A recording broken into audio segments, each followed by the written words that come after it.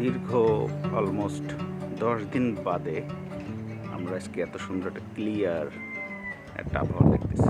So আমরা আপনাদেরকে দেখাবো আজকে। আমি গেছিলাম আসলে মারমারা হালাল শপ, এখানে আমাদের এখান থেকে অনেক নিকটে। ওইখান থেকে আমরা আসলে অনেকদিন ভুড়ি বা আমরা বলি বট, ওইটা রান্না করে নিই, তো চিন্তা করলাম ওটা রান্না করা যায় কিনা। সো একটা বাউন্সি টাইপের কিছুটা, আনাদার গো।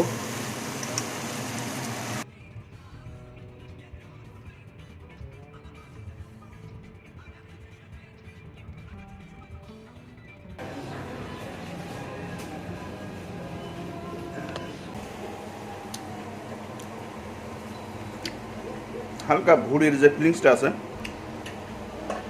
সেটা আছে, বাট ভুড়ির ভিতরে যে এক ধরনের স্মেল থাকে ওটা নাই কমপ্লিটলি। এবং মানে ভুড়িতে যে খুবই রাবারি বেশি থাকে এটা না, এটা হালকা একটু রাবারি, বাট কামানোর সাথে সাথে মুখের ভিতরে ডিজলভ হয়ে যাচ্ছে।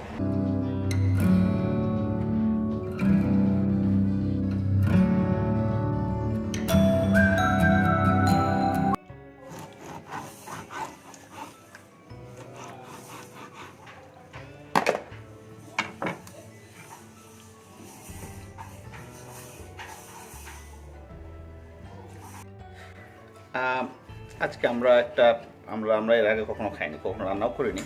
সো আমরা আপনাদেরকে দেখাবো আজকে। আমি গেছিলাম আসলে মারমারা হালাল শপ, এখানে আমাদের এখান থেকে অনেক নিকটে।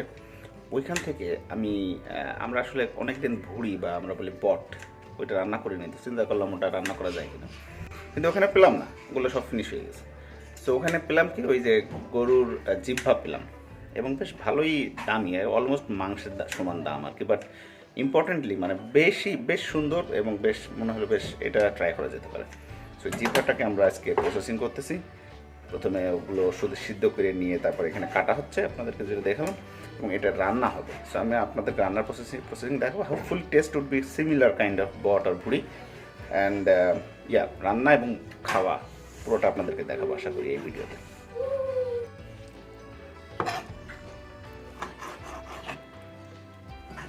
সো অ্যারাউন্ড 1 কেজিতে বেশ ভালোই হবে সাইজটা, অ্যামাউন্টটা ভালোই হওয়ার কথা, কারণ আমরা এখনও হাফও মনে হয় না কাটতে পেরেছি, রাইট? সো ওকে, এটা কাটা হওয়ার পরে আপনাদের সামনে আসতেছে। এখানে দেখেন কাটা শেষ, আমরা আর একবার এটা সেদ্ধ করে নিছি। পেঁয়াজটা লাল করা হয়েছে প্রথমে,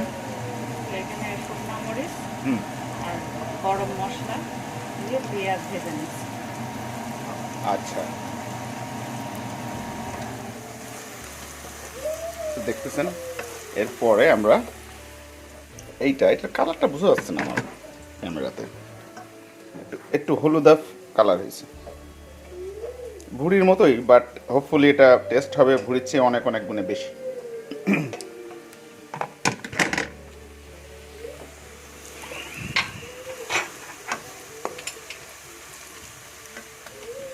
এটা কি? আদা বাটা।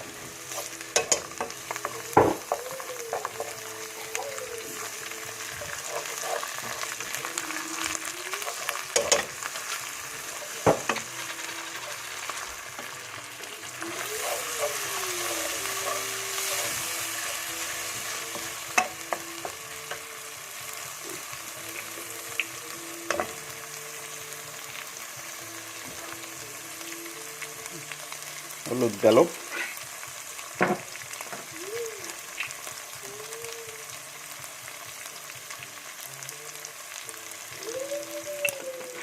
লাল, এটা কাশ্মীরি মরিচ না, নর্মাল গুঁড়া, লাল গুঁড়া মরিচ। এটা কি গেল? ধনিয়া। আর এটা মনে হয় জিরে।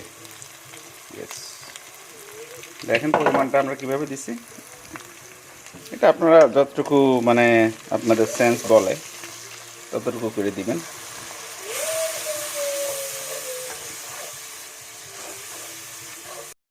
আমি সো এক্সাইটেড আসলে, মানে এর আগে টাং বা জিভ, গরুর জিভ এভাবে ভুনা করে আমরা কখনো খাইনি। দেখতে খুবই ভালো লাগতেছে, এবং রান্নাটাও হবে বেশ মানে ভুড়ি স্টাইলে আর কি, বা বট স্টাইলে।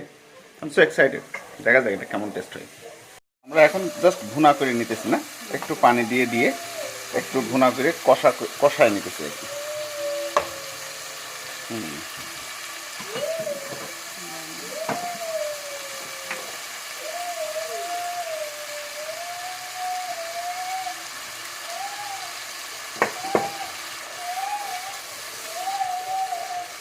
একটু লবণ দেওয়া হলো, এই যে ভুনা হয়ে গেল। এখন আমরা দিয়ে দিব আমাদের টাং।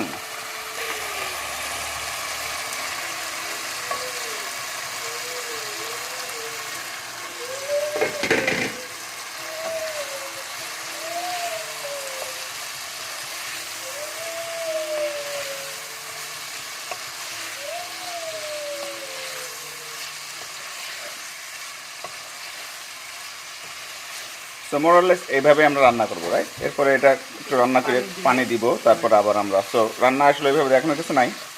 সো এটা হয়ে গেলে কেমন লাগলো সেটা আমি আপনাদেরকে অবশ্যই জানাবো। স্কুল স্টেজ ফর রেস্ট্রিকশনের কারণে ওর স্কুল বন্ধ, সো সারাদিন বাসায় থাকে, অনেকটা ত্যক্ত বিরক্ত বলা যায় সব কিছুর পরে, খুবই মেন্টালি আর কি একটা বাজে সিচুয়েশনের ভিতর দিয়ে যাচ্ছে, ও বোঝা যাচ্ছে।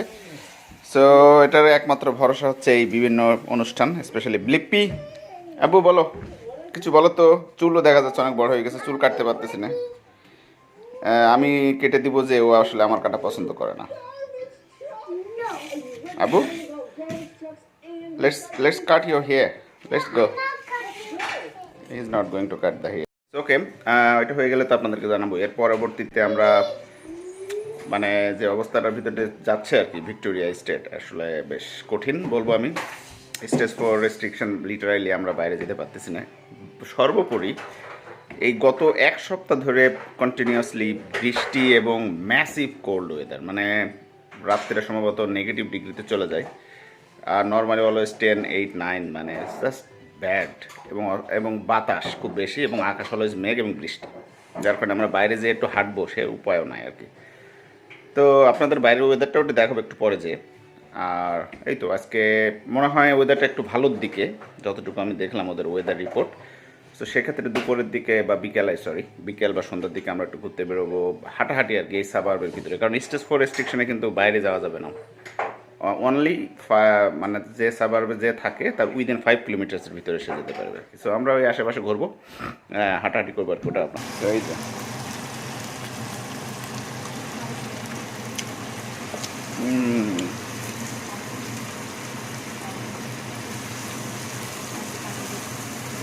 দরকার আছে, খুবই নরম হয়েছে, একটু রাবারি টাইপের একটা ভাব আছে, বাট জিহ্বার ভিতরে যে হালকা চর্বি জাতীয় একটা ভাব থাকে ওটা মিলে আর কি, খুবই চমৎকার একটা টেক্সচার, খাওয়ার সাথে সাথে বোঝা যাচ্ছে। সো একটা বাউন্সি টাইপের কিছুটা। another go, let's try this one.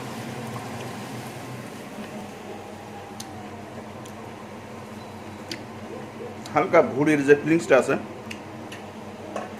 সেটা আছে, বা ভুড়ির ভিতরে যে এক ধরনের স্মেল থাকে ওটা নাই কমপ্লিটলি। এবং মানে ভুড়িতে যে খুবই রাবারি বেশি থাকে এটা না, এটা হালকা একটু রাবারি, বাট কামড়ানোর সাথে সাথে মুখের ভিতরে ডিজলভ হয়ে যাচ্ছে। অ্যাট দ্য সেম টাইম টেস্টটা খুবই মজা, কারণ ভিতরে হালকা হালকা ফ্যাট আছে, তো যার কারণে টেস্টটা আরও বেশি মজা লাগতেছে। আশা করি এটা যখন আমরা ভাত দিয়ে বা অন্য কিছু দিয়ে খাবো তখন আরও বেশি মজা লাগবে। দীর্ঘ অলমোস্ট 10 দিন বাদে আমরা আজকে এত সুন্দর একটা ক্লিয়ার একটা আবহাওয়া দেখতেছি, চমৎকার, এবারে গ্লেসেনিং। আকাশে যদিও মেঘ আছে কিন্তু অত বেশি না আর কি। পাখি, এখানে পাখি আছে অনেক অনেক পাখি।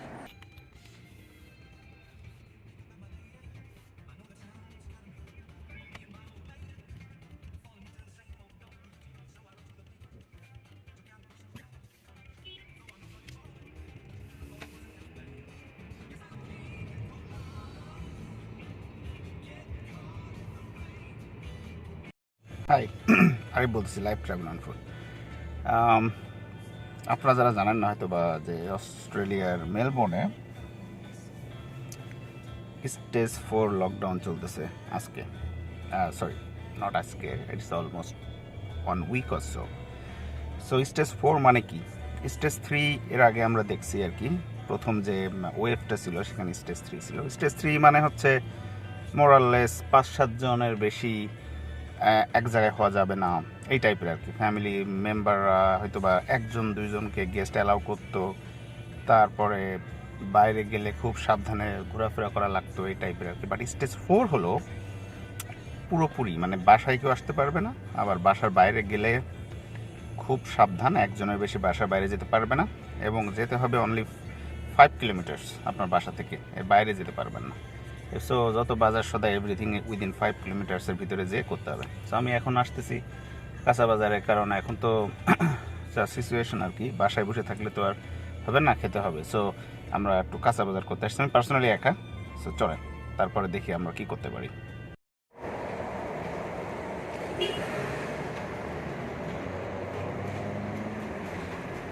মাস্ক ম্যান্ডেটরি, মাস্ক পরে বেরোতে হবে অলওয়েজ। সো আমি মাস্ক পরে বেরোচ্ছি আর কি।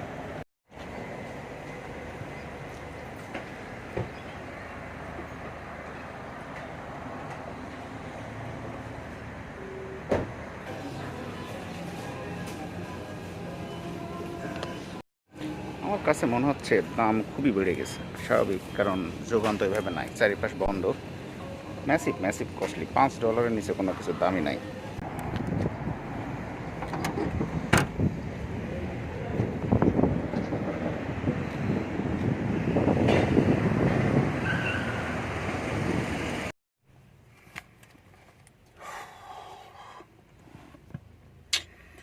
সো আমার কাছে মনে হয়েছে যে সব কিছুর দাম বাড়তির দিকে, স্বাভাবিক, কারণ ওইভাবে তো যোগান মানে বাইরে থেকে আসতেছে খুব কম। সো স্ট্রাগল করতেছে মানুষজন। শুনতেছি যে বেশ কিছু আইটেম নাকি ঘাটতিও হতে পারে, যেমন মিট ওইভাবে প্রডিউস হচ্ছে না, কারণ অ্যাভাটরগুলো যেখানে মিটগুলো প্রসেসিং করে সেগুলো সবই বন্ধ, কারণ করোনা ভাইরাসের খুব মানে ইনফেকশন ওইসব জায়গাতে। সো তো সবাই স্ট্রাগল করতেছি আমরা, আমাদের জন্য দোয়া করবেন। আর বাজার হলো খুব সেফলি করলাম আর কি, আর আল্লাহ ভরসা। এখন আমরা যাব হচ্ছে বাঙালি একটা দোকান আছে আমাদের বাসার পাশেই এখানেই। সো সেই বাঙালি দোকানে যে কিছু কেনা যায় কিনা, চলুন আপনাদেরকে বাঙালি দোকানটা আজকে দেখাবো। ওকে, তো চলুন যাই।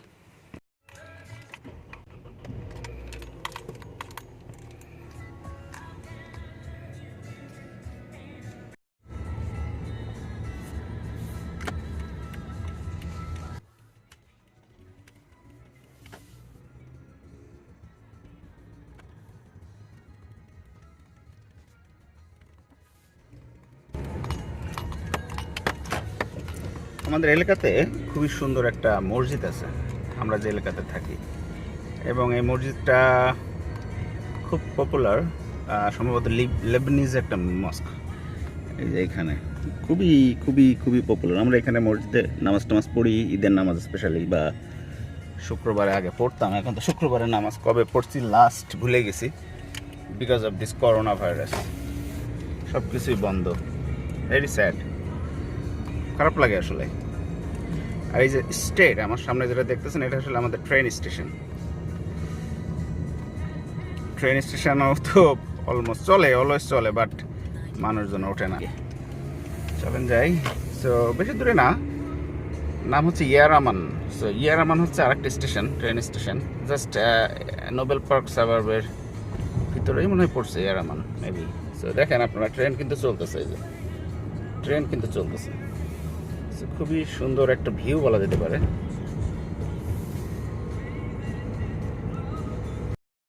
এই যে বাংলাদেশি বাজার, হ্যাঁ, এই পুরো বড় এই দোকানটা সবটা। চলেন দেখি ভিতরে দেখানো যায় কিনা কিছু। দোকানটা খোলা আছে, চলেন দেখি।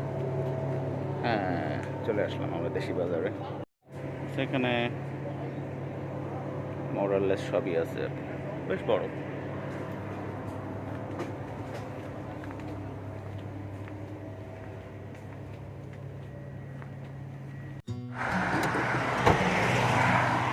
এই জায়গাটা আপনাদের দেখাই, জায়গাটা আমার ওয়ান অফ দ্য প্রিয়, one of the best place আমার জন্য, কারণ এইখানে ট্রেন স্টেশন, সরি ট্রেন রাস্তাটা চলে গেল এভাবে, এবং এইখানে খুবই শুনশান একটা জায়গা, কিন্তু তারপরে যথেষ্ট সুন্দর লাগে আমার কাছে।